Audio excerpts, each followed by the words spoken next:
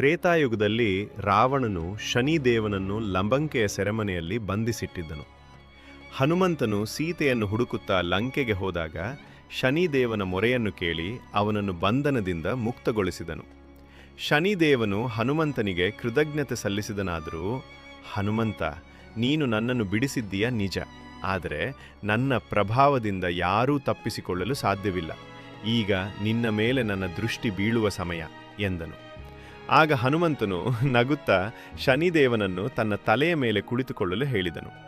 ಹನುಮಂತನು ದೊಡ್ಡ ದೊಡ್ಡ ಪರ್ವತಗಳನ್ನು ಎತ್ತಿ ತನ್ನ ತಲೆಯ ಮೇಲಿಟ್ಟುಕೊಳ್ಳಲು ಶುರು ಮಾಡಿದಾಗ ಅದರ ಭಾರಕ್ಕೆ ಶನಿದೇವನಿಗೆ ನೋವು ತಡೆಯಲಾಗಲಿಲ್ಲ. ಕೊನೆಗೆ ಶನಿದೇವನು ಹನುಮಂತನಲ್ಲಿ ಕ್ಷಮೆಯಾಚಿಸಿ, ಯಾರು ನಿನ್ನನ್ನು ಭಕ್ತಿಯಿಂದ ಪೂಜಿಸುತ್ತಾರೋ ಅವರಿಗೆ ನಾನು ಎಂದಿಗೂ ತೊಂದರೆ ಕೊಡುವುದಿಲ್ಲ ಎಂದು ವಚನ ನೀಡಿದನು. ಅದಕ್ಕಾಗಿಯೇ ಶನಿ ದೋಷವಿದ್ದವರು ಹನುಮಂತನನ್ನು ಪೂಜಿಸುತ್ತಾರೆ.